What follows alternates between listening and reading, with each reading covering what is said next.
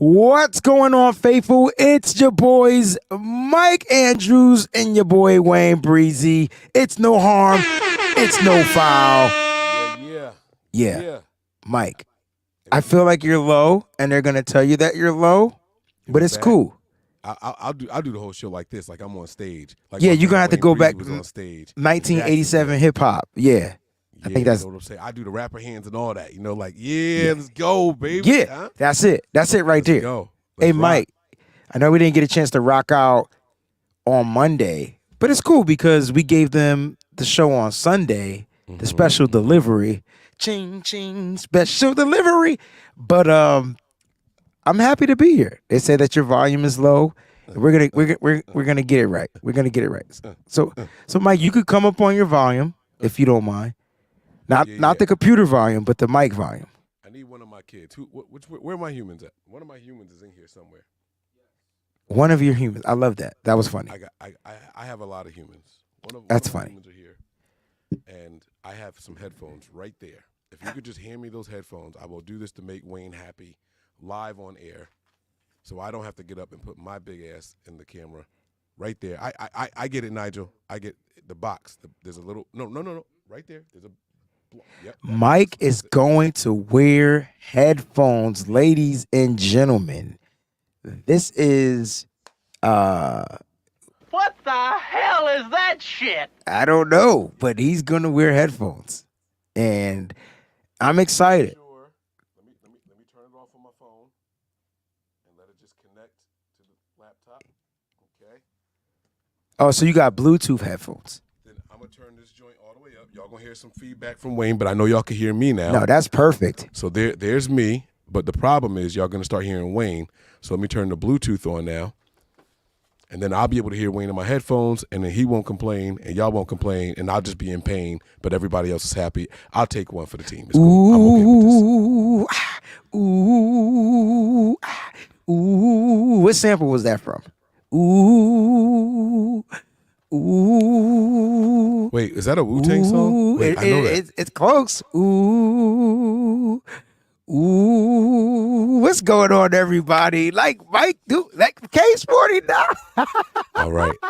We in here, though. We in here, baby. So it sounds good. Is that it? There's no echo. Does Wayne Breezy know, or does he know what he's talking about almost every daggone time? Ryan, Joe. It was never a doubt that you knew what you were talking about. I knew I needed headphones to reduce other people hearing themselves. The problem with me is I am very uncomfortable with a wire hanging down me, and I have a lot of humans and they're little, and I need to hear if something's going on in my house. If my house is on fire right now, I wouldn't know until I smelled something. I can't hear them at all. Oh, Mike, you got all the excuses in the world, Mike. But okay. Hey, listen, man, I'm dad first. You know what I mean? I'm dad first. I got to take care of my children, much like what we saw from our defensive coordinator this week. You know, he had to come off the booth and be dad and take care of the damn children on the field, you know? He did, you know, and sometimes as a father, you Look know, at Big Papa being smart. You got to do smart ass up. What you got to do. You see Big Papa? Look. Why you got to be so damn smart? He's not. He's not, because you know what? He literally. So you saying I'm stupid? No, he was saying what I was gonna say, but I was gonna cut you some slack for the very first time in your life. But what Big Papa did was he said exactly what Wayne Breezy was going to say. Mike, can you tell everybody out there that the Wayne Breezy that they see on camera is the exact same Wayne Breezy in person? I feel like people thought we were going to box or fight every time we had a moment. And my man came up to us mixing it up with us and was like, oh, wait, let me back up. Like, hold on, maybe I did too much. Maybe I got it wrong here. You know what I'm saying? But Wayne, let me tell you one of the biggest compliments I got about you. Okay. We were out. You were up on stage and you doing your thing, and I'm in line. You know, we're going to see, you know, Frank the Tank and all that stuff. And they were like, Mike, man, just look at him. Look at him. They were like, I remember when he first came on the show, he was shy. He was quiet. He was soft-spoken. And I'm like, yeah, but what you see right now is Wayne before all this. I said, this ain't because of nothing but Niners. This has nothing to do with the Wayne Breezy network or the nitty gritty. I said, this is who he is naturally. What y'all seeing up there is Wayne in his element. You know what I'm saying? What do you say? Sorry, Wayne, with the Wayne. You're the first time I met Big Papa. You know what his first comment was to me? He said, Breezy, you short as hell. Oh, shit. I said, yeah, man. I was like, I'm 5'8". You know what I mean? He's 6'3", 6'4", right? Perfect quarterback size. Everybody's short to him, though. Yeah. I thought it was unfair, but yeah. Like, I'm average, I think. He in the top 5%. Like, he can't look down on us. I mean, he does, but, that's not cool. But, man, so many people were just, like, telling me this, and I don't know if people tell you this, like, you've come a long way doing this on this on the platform and, as a guest and all that. But they were like, I remember when we first saw him on the Nothing But Niners channel, and, like, it's just night and day difference. It's a night and day difference. My man's got confidence. He's out there, and he just getting after it, And that's what I like to see. I like to see that. But you know what, though? So the clip of Frank Gore and I is probably out there, and Kylie wants to know what we were debating. So it's funny, right? Because the conversation was about the NFL, and it started off with Debo. So I don't know if that got recorded, but like Frank was trying to tell me what the issue was with the offense, and he automatically said that CMC was it. Like that was and I respected it. You know what I'm saying? Like I respected it. But the one thing I know about me is I'm gonna get a moment to give my explanation. Like I was king of the debate team. When it's my turn to speak, I'm gonna have the facts and everything. I don't think this got recorded, but this led to what was recorded. So he went on about CMC, and I was like, well, really, the real key to the offense is Deebo Samuel. I was like, he stretches the field.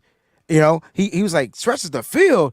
And so he automatically thought I meant vertically. And I was like, nah, horizontally, east-west. First thing Frank Gore was like, you right. And then he dapped me up. And that didn't get recorded. But what ended up happening, we started talking about the NFL and how it changed. And he was talking about, wow, there's certain running backs he respects and certain running backs that, he has a trouble. He doesn't like Derrick Henry, and he was telling us why. He was like the NFL. You're not supposed to say who he don't like, but what you doing?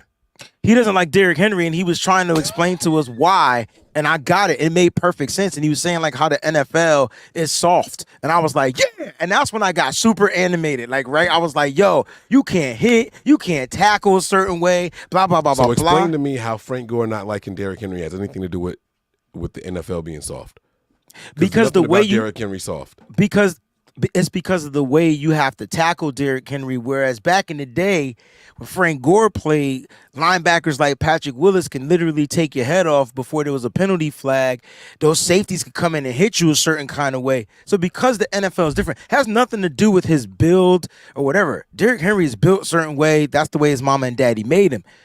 But the way you gotta freaking tackle him was the issue. And so like that's why he was going on talking about Derrick Henry, the NFL being different. No, that's the old man syndrome. It's like how you hear Steve Young and Joe Montana, back in my day, or when Jerry Rice says, back in my day, I used to run across I played the middle with these rules, right. Yeah. Okay, and then so I kind of went into like, oh yeah, just like the NBA is soft because there's no more hand checking and everybody can shoot threes. Like, so y'all just had y'all old man moment. It was perfect, man. That over a couple of drinks, it was perfect. It was a perfect situation. But let's talk about this 49ers defense that was far from soft on Sunday. Well, before we do that, I want to say shout out to Frank Gore.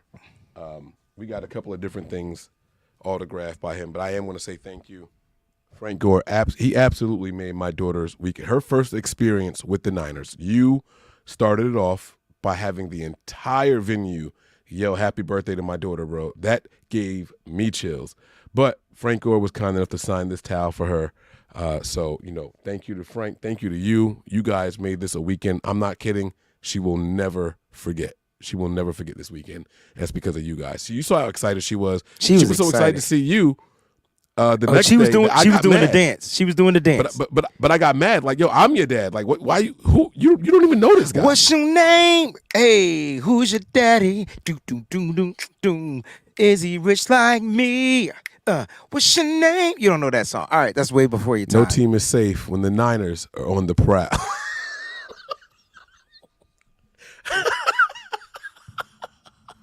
I mean, if you want to call, I know y'all saw that new backdrop too, starting soon. I saw it. yeah, I saw you ain't Yo, low. Hey, I was trying to send it to you the other day, but I forgot. But shout out to our brother Steve. You Like, ain't forget. You just be holding shit. I definitely know be what holding you shit. do. I know what you do. You told me to keep stuff in the clip, ready, reloaded. There you listen, go. because Sometimes you got to keep some stuff in the tuck. let's talk keep about them off you. that 49ers defensive clip, because I don't think they gave us everything that I think they still got some stuff in the chambers. All right, here we go. Time for our first call to action. It's going to be a 1 or a 2 thing. Type of 1 if you think the 49ers defensive play calling look different. Type of 2 if you don't think the play calling look different. Oh, cool. We starting off with play calling. Type of 1 if the play calling was different. Type of 2 if the play calling didn't look different. I like this. I like this call right. to action. All right. So- I'm going to so post up the now- 1s and the 2s. Now, while that's happening, while Wayne is clicking and typing and everything, that doesn't mean play calling, though. But I see what he's doing there. He said they tackled. Okay. I see what he's doing there. Okay. I'm seeing a lot of 1s, very, very few 2s. Very few 2s. Linebackers were on the line a lot to start. Okay. First 3 drives, I know what he's talking about. I see it. Okay. So a Mike, lot I'm of people curious to felt know- that it looked different. I'm curious to know what you think. About what? The play calling, did it look different? Different is, see, I didn't give them the benefit to do that. So, no. In short, no. I would be typing a 2 right now. What would you have typed? A 1.5? No, I'm sorry. Like I would have typed. I would be typing a 2. Because if I sat here and went through every single play and did it for that and even the previous game against the Cincinnati Bengals, play calling looked the same. I will say this with a small, tiny little caveat, right? Okay. If you were to put on the film of the very first defensive snap, people would say it's already different. He used 5 down linemen on He first did. and second down. He did. On first and second down. Yes. I don't think he's done that since maybe the Vikings game. Yeah, but you have to also But he got away from it the rest of the game though. So I don't want people absolutely, to but think you that have was to normal. also factor in the fact that he's experimented with it before, so it's not like it's something new we've seen. So that's why I said it Right. doesn't look different because we've seen 5 down linemen, and then you got to factor in the context of the new line guy, man, that they got in the trade, right? So which wasn't on the field. He right? wasn't on the field the whole opening drive, which Right. is crazy. 'Cause Right. We were arguing with someone. We owe somebody an apology. We do owe him an apology. I can't remember his first name. And I thought I saw Chase Young on the think it was first Phil. starting snap. It could have been Phil. I thought I saw him on the starting snap, but I was wrong. And he didn't even play on that first defensive possession. He didn't come into the second one. We were wrong. That was both of us. We were both adamant that, like, no, he was involved with the first sack. And I it was thought the second no. sack. I didn't say he was involved with the first sack. I said he was on the field for the first snap, and then they rotated him out. So I thought he started the game, and I was clearly wrong. It was Cleveland Farrell, but the 5 linemen isn't something that we haven't seen before, and Right. it was this. I wonder. I'm curious to know if it was the same 5 down linemen we've seen before, though. See, that I can't remember. Because if I go through this one, it was Nick Bosa, it was Javon Hargrave, it was Javon Kinlaw, right? It was Eric Armstead, and then it was Cleveland Farrell. I'm curious to know if it was the same Yes. people. It was Okay, the same so 5 before. so every time we've seen 5, it's been that because they rotate guys out. I think they kept the same 5 out there again. I don't. It was a while before I saw Randy Gregory. Nah, Gregory got in this game relatively early. I They don't were think he was out there the first drive. no, Oh, not the wait. first drive. Wait. Nope, not the first drive. Nope. Who when we on third down when we used 4 down linemen, did they stay with Farrell? They did stay with Farrell. They Yes. stayed with Farrell. They Yeah. did. They did stay with Yeah, Farrell. because you're right. Eric Armstead got the sack and Farrell jumped on top of him. Right. Yeah. So you're right. You're right. But no, I don't think the play calling looked different. So let's just put that to bed. This is much of what we saw before. So, we all right. agree? So, from a play calling perspective, I agree. I thought the play calling was the same. I thought I still saw blitzing. I saw disguising, which might be a little bit different. I won't say different, but more of an adjustment. So when I think that. Well, I'm sorry. Go ahead. I didn't want to cut you off. Well, no, I was just saying, like when players usually blitz, when the Niners used to blitz, they knew it was a blitz. Whereas even on that first play call, if you go back to the pressure that was applied from linebacker Fred Warner, the Jacksonville Jaguars came out in a 3 wide receiver set. So if I'm not mistaken, we were already in our nickel. Now I could be wrong, but we did have the 5 down linemen. The only 2 linebackers on the field were Greenlaw and Fred Warner. Fred Warner was in man at the beginning of the snap, but then the edge rusher took out Evan Ingram like an idiot because they needed Evan Ingram to stay in block. So instead of him going out to pass, and in my opinion, I saw Fred Warner spy Trevor and then attack. And like that's execution to me. Like that had nothing to do with just the play calling or where they were lined up. That's him diagnosing the play and breaking it down and then attacking the play on the play. Like Fred Warner attacked because he knew the help was back there in the secondary. He trusted the help back in the secondary, and the guy that he had in man was taken out by the offensive line, by the defensive line. So if you go back and look at that play, his assignment became the flat. The flat was Trevor Lawrence, who was trying to roll out, and then he went in on an angle too. Didn't even go straight because had he missed, Trevor Lawrence could have took off and ran. So I thought that was execution. Well, that, in essence, is what the biggest difference was in this game. Ooh. It was execution. The guys had a lot less missed tackles this game. There were still some. Let me be very clear what I'm saying. 7. There was not some. There was 7. There's 7. There was still some, but it wasn't 18. Have we had a game with 18 missed tackles, bro? I don't know. 13 sure. Was 10 at the most? Was 10 the most? No, we've had a game with 13. I think it was 10 the most because the first game Dre Greenlaw didn't play. Was that Cleveland? It was 10 that game, and then it was 9 the next game against Minnesota. Did we have 13 against Cincinnati though? You might be right. I feel like we had a game with 13. You might be right. We had the same amount of penalties. We usually get between 5 and 9 penalties. Yeah, but that's not good. There. That's a whole nother conversation. I know that. So why did it look so different? Because this is the conversation. Everyone's going to say he was on the field. It was an emotional charge. He was down there. And there's 2 ways to look at that. Let's talk about it. Come on now. Let's talk about it. Let me just say this, though, real quick. One thing I saw that was different that jumped off the page to me, maybe I just never paid attention to it before, I saw Eric Armstead drop back in coverage more than once. Yes. When the beep did we start doing that? I should have knew that was coming. It was assignment. Listen, it's execution. This was after his leg got kicked. This was after homeboy tripped. Well, no, the first one was before, but then it was after. The second sack of the game, I wonder why all of the down line, it was 4 down linemen, right, when they snapped the ball. All of them just had a meeting in the lap of Trevor Lawrence, except Eric Armstead. And I was like, why the heck wasn't my man Eric there? Like, the other 3 were there.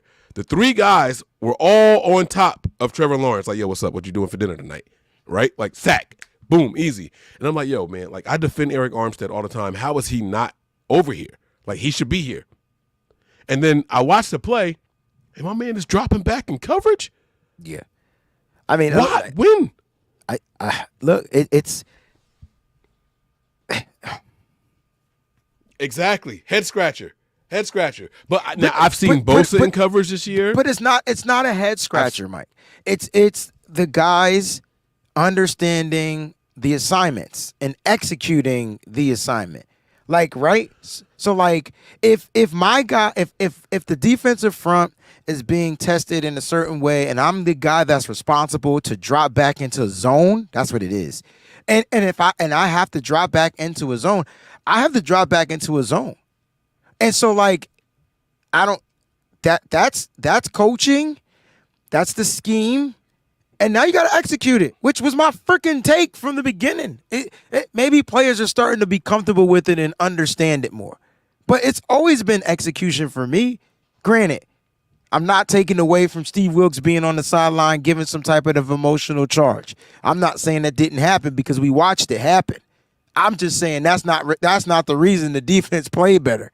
The defense played better, A, because they came out there off of a bye and they was fresh as hell. B, they just added in another pass rusher that they rotated. Chase Young didn't even start. They rotated him in. Not only didn't he start, he went from averaging over 60 snaps a game to like 32. Like Easy. He was fresh every time he touched the field. Yo, bro. you ask me how many snaps Nick Bosa had. How many snaps did Nick Bosa have? 37. 30, come on. Like what? That Yo, is why you know you ever heard that game called Cool in the Game? I heard of them somewhere before. You know the song Fresh? Exciting? Do. That's that defensive front right now. This is what him and Frank Gore was talking about the whole time. Yo, we literally so what Frank because Mike got to witness Frank Gore vibing to the music that I was calling out. Man, Frank was in a zone, bro. Oh man, Frank was cool though. Creativity reality. What a dope name. So she's fresh. But that's what it was, Mike. Like rotation was what was different. It was different because the rotation was effective regardless of the personnel that was out there. Because which goes back to the E word. Execution. Execution. I don't know why it's so hard for us to understand, like, these players have jobs. And I will be the first to say that as great as Fred Warner is, he can't play 11 positions on defense. But when he solo out and plays his linebacking role, the Mike linebacking role, he's the best to do it in the game. But when he has to play, he's not trying to compensate for other people. Boy, you better talk, man. I don't mean to call you boy. My bad. I know that I didn't mean it in that way. It don't bother me when. But I definitely didn't mean it in that way. Don't make me say it. Don't make me over. Sorry. But it's when you show faith in the man next to you that I know he got this. I don't even have to look that way. Mm-hmm. It makes everything faster. Everything. Because if you hesitate for a second to see if he's where he's supposed to be, that second in football is another 20 yards. Mm-hmm. You can't do that. And because they weren't doing that, even if it was the wrong play call, and there was some wrong play calls that I saw by this defense in this game, right? I saw 9 men up at the line, and they dropped back, and then only 3 people rushed, right? I saw 9 men up at the line, and they dropped back, and 4 people rushed. They did all kinds of mixing this guy. They did that because Trevor Lawrence is still young. That's cool. I get it. I understand what Wilks is trying to do to a younger quarterback, right? But when you trust that everyone's going to execute and do their jobs, if we're all wrong at 100 miles an hour, it's still a hell of a collision that they got to deal with. That's the defensive front. We got 7 minutes to talk about the secondary. Well, hold on. Well, go ahead. Actually, go ahead. No. You got it. Mm-mm. Because I saw my man celebrating. I saw Mooney Ward do something I haven't seen him do all year long. He looked like he said he put the straps on him. He put the straps on him, bro. You talking about the seatbelt, bro? That's what he did. I know. He was sitting down in the end. Yes. Come on, bro. The thing that I liked about that the most was the simple fact that like 3 plays prior it was a hold. It was a first down, right? Which could have gotten his head. And I think that's the guys gonna make mistakes. Refs gonna call what they want to call whenever they choose to call it at whatever given moment. Because I know you sat in that stadium with me and we were like, refs gonna ref. It's flag time. Here we go. Yeah, here we go. Yeah. But what the Niners did was even in those 7 penalties, they didn't let it affect them mentally, and they found ways to continue to push. Defensively, That was a big one because that was a touchdown. I'm sorry. Christian Kirk was about to score. My fantasy points was about to go because my dumb ass started him, and but I'm glad I did, though. Listen, 116 yards. I got to subtract 2 for the fumble, but no touchdown. So I'll take 11 points at this point. Okay. But my point is, Mooney Ward stepped up in a big way. But I got to focus on the best defensive back on the field. That was Ambry Thomas. Say who? Hello? You can't do my Can boy hear like me? that. I think my headphones. Oh, see, that's messed up. Yeah, we just bigged up the Ohio State Buckeye brothers, right? And the moment I give a Michigan boy a shout out, it's a who, what? That's what you doing? I need surround sound for this. I want to hear this in full stereo. Y'all can't tell me. Ambry Thomas had 3 targets. He gave it 2 receptions. That's a 66% completion percentage on him. But at the end of the day, you know what he didn't give up? Yards after the catch. And on top of that, you know what he didn't give up? Well, you know what he ended up getting? A fumble, which was a touchdown. But unfortunately, due to the rules and the bylaws of the NFL, it got overturned because the head coach, Kyle Shanahan, and his young players, Ronnie Bell, D. Winters, them guys who were celebrating were on the field at the time because they didn't know that it was even a turnover. They thought the play was dead, according to head coach Kyle Shanahan, he should be yelling at himself. But at the end of the day, I felt like Ambry Thomas was called on, and I think the biggest connection that I got was from Steve Wilks to his DBs. More than any position group on the football field, it was for him. It was him to his DBs. And so, like, you could see him, Mooney Ward, celebrating or charged up. You could see him and Ambry Thomas charged up. And I'm wondering, like, that is what, to me, needed to give this secondary a boost or a shot of confidence, Mike. Ambry Thomas for the win. Because without that turnover, without that turnover, I don't think the Niners push forward the way that they did. There was a surge right after that turnover. Yeah, no, I agree, man. I thought Ambry Thomas went out there and played well. I think people were more excited to see Ambry Thomas because that meant less of Oliver. Did you just do that? I'm not taking away any. No. Dang, bro. I'm not taking anything away from what Thomas did because I was very happy with the results. I was very happy with what he did. So I want to be very clear what I'm saying. But let's be honest. We ain't want to see Oliver out there no more. Anything to get Oliver off the field, right? He had some snaps. He had some. What do you have, 8? I think it's a matchup thing, though. Like John and I were talking about this earlier. If there's a bigger guy in the slot, Oliver's going to be out there. It was Christian Kirk. It was going to be Christian Kirk, and it was going to be Zay Flowers, and it was going to be, I can never remember Calvin Ridley's name, but it was going to be Calvin Ridley. Like, pick your poison. They went with Deommodore Lenoir, which is their best corner, and they put him in the slot. And unfortunately, you know what? Welcome back, Ambry.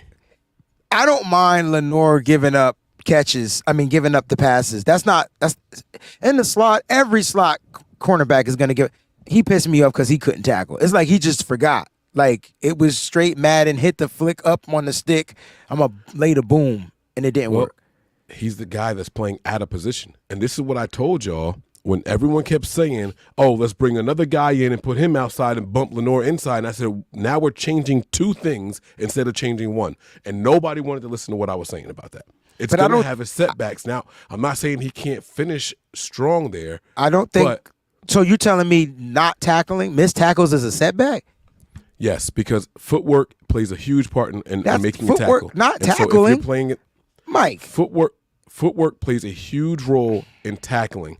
Okay. And if you are playing in the slot, you don't know if you're going left or right because you got to cover both directions and all that stuff. Just like you said, you expect most of them to give up. He was there on every tackle and missed it. That ain't had shit to do with his footwork. Angles make a difference. That had nothing to do with it. Angles had nothing to do with him missing a tackle, Mike. Okay. All right. The only reason why I'm saying that is because he was there. He trash.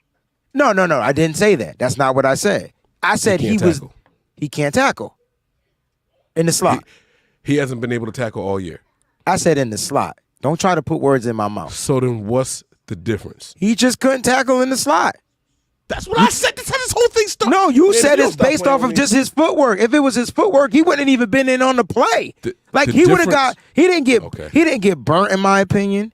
He didn't get beat, in my opinion. I expect every nickel slot receiver to catch the ball. Period. If it's a good pass, you're catching it. K'Wan Williams gave up every freaking pass. He just was there on the tackle. So at the end of the day, we're gonna have issues whether we bring somebody in or we just use what we have in house in the slot position. We're saying the same things. Okay, I'm done. And that's what I realized as you was explaining. Because you're saying in the slot he's playing different. He can't tackle in the slot.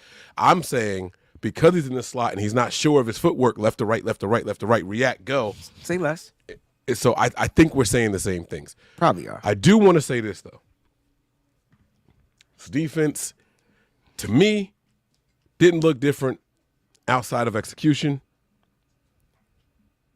I don't think Wilks needs to play or call plays from the field going forward. I don't think that's the case. But I do think that the people who thought this was an emotional difference in this game are correct. Yes. I think that when you can look your boss in the eye and he can say good job, immediately does something for you more than at the end of the game, let's see what he thought. I think that does something for the players, not the play caller, not the scheme, but for the individuals on the field. I think they felt something for Wilks being there.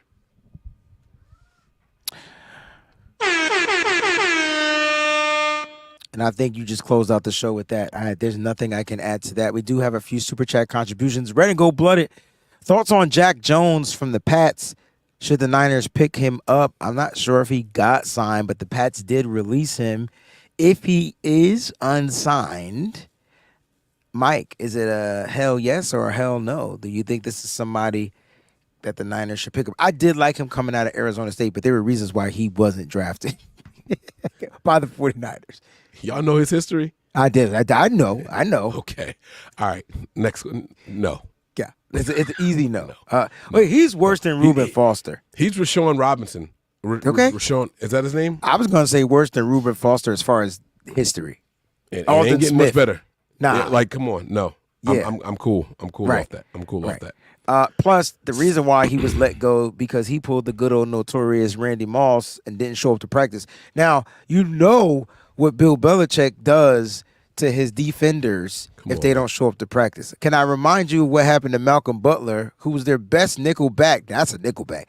Who was their best nickel back, who he sat in the Super Bowl.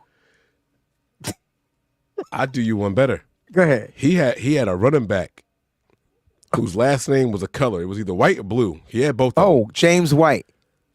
And my man ran for like 300 yards in the game. Next game, where was he at? His ass was on the bench. Yeah, Bill. That's why Bill Belichick don't play, man. Look, that's a different breed, bro.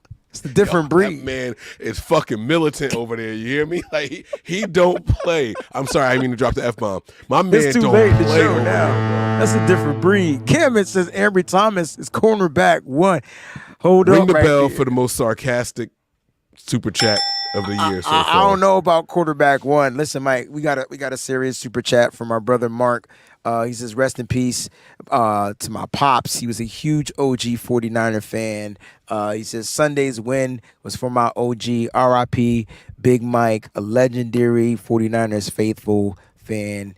We definitely sending our love and our condolences to you and your fan, man. We here for you, Mark. If you need anything, you know how to reach out, bro. We got you. We'll hold you down. We'll do whatever we need to do.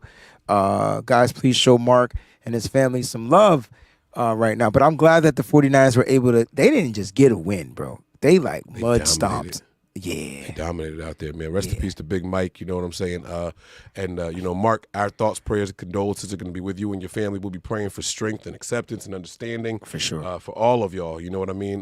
We're gonna rise from this just like we rise from everything else, and we'll be better for it, man. You gotta endure right now. But yeah, absolutely. Love and prayers to him. And we got one for him. Man. I like it, man. And then we'll end the show with Delvin Thomas's super chat contribution. Foghorns to everybody out there. He says, I know y'all were in the stadium as me. It was electric. And including the last 5 minutes when everyone was screaming out CMC. It was so dope, yo. Like, okay. It was so dope. Can we do 2 more minutes? Yeah, for sure. My daughter don't have ballet till like 5:15 or something like that. Wayne, I was happy to see Kyle attempting to get CMC in the end zone. I know. Like, really, really, really happy. Like, I felt like this was honestly, that drive was more important than anything that happened that whole game. In my opinion, this showed an emotional attachment to the players and to the locker room. This was unification on all fronts, except for one thing. He left a lot of the starters out. And I feel like, Kyle, if you wanted to do it, just put them back out there and let them go get it. You showed the team that I'm in tune with the guys' personal desires and wants. I'm human. Kyle the machine has an off switch. Kyle the human is present. I thought that was very, very critical and crucial. The other thing was, hey, guys, let's go do this. I felt like it was like a Super Bowl for us. We lost it again because we didn't get there, but I was like, yo, Kyle needs to act like the game was on the line. When it was 4th down, I was like, yo, this is the Super Bowl. I was like, I want Kyle to hype himself up. This is the Super Bowl right here. We down by 4. A field goal ain't going to cut it. We got to get in the end zone. It's 4th and 3, 4th and 2. We got to get in here right now. I wanted to see success, and they didn't do it. But he tried. And Did he everybody. Did he really? Everybody and their mama knew it was going to CMC. Did he bro. really Yes, try? He did. Okay. He tried. Okay. So, I love this team more than just about anything other than family, right? And God, right? And I love Kyle Shanahan. I love him so much I could talk trash about him. Here's the thing about Kyle Shanahan. There's not a more narcissistic person on this earth than Kyle Shanahan. Kyle Shanahan was about, in Kyle's mind, Sam Darnold was about to get this man the record because Sam Darnold is the hand-picked free agent that I went after to go get. Right? Don't stop laughing because I'm on to something. Nah, I'm not buying it. Mike, you mean if Kyle really wanted this record, he would have got this record, bro. For one, it could have happened earlier in the game. That's number one. Number two, it could have happened on the last play of that 49ers drive. I don't care if Brock Purdy came in on that 4th down. Brock throws it to the pylon quick. Christian McCaffrey catches it, makes a quick switch into the end zone, record set. Now, I'm not mad at Carolina, but I'm not mad at this damn team that we just played in Jacksonville, but they could have did us that solid. But because they were no. We've seen teams do teams solids for records. We could because we're talking about a record. All I'm trying to say is they could have did us a solid. You could disagree. I don't really care. But Kyle Shanahan, if he wanted this record, if he really wanted the record, if he wanted Christian McCaffrey to get this record, Christian McCaffrey would have got that record. And I'm going to say this. Christian McCaffrey knows that, and that's why he was being his responses at the podium said it all. I'm going to punch Kyle in the face and at the end of the season. That was the real response. Tell me I'm wrong, Mike. That was his response. He was, what's the word? What do you call me? Passive aggressive? He was passive aggressive in his interview. Because he the knew. whole time, from start to finish. Whole time, bro. Whole time. I'm just saying, Mike. I love you, bro. I'm gonna tell That you was why the fun. Jaguars. I'm gonna tell you why the Jaguars should not have just given that to us, real quick. Okay, go right? ahead. Something happened very recently, very recently, last year. Matter of fact, Minnesota Vikings versus the Indianapolis Colts. You know where I'm going with this? No. The biggest comeback in NFL history. Okay. Okay. The Vikings were down 33 points. And at 20, 30 seconds left in the game? No. It was the fact that history shows two sides to the story. So if Jacksonville allows us, just gives us that grace, they broke the record on us. Hey, he's still in the record books. He's tied. He's tied. With the number one spot. Yeah, so but he's breaking still the in record there. is different. Right. So you break the record, it's always going to be Christian McCaffrey broke it against Jacksonville. As opposed to he's tied for first. You got to take that tie. We got to make you earn this one, big dog. I'm not giving you this one. I'm sorry. Because now we in the history books as a negative. What I'm saying they is look at it as, hey, he didn't set the record on us. That's we and I stopped him. and I get you. And I get you. If you were that team and that's your mindset, cool. But I've seen teams give up and allow records to happen. We're talking about things that may never happen again. You know how hard it's going to be to score in 18 consecutive games, broski? It's literally never happened in the NFL before. Oh, that's right. Because it's tied. No team is safe What a freaking show. when the Niners are on the prowl. I'm Mike. That's Wayne. And this is No Harm, No Foul. Peace. Rest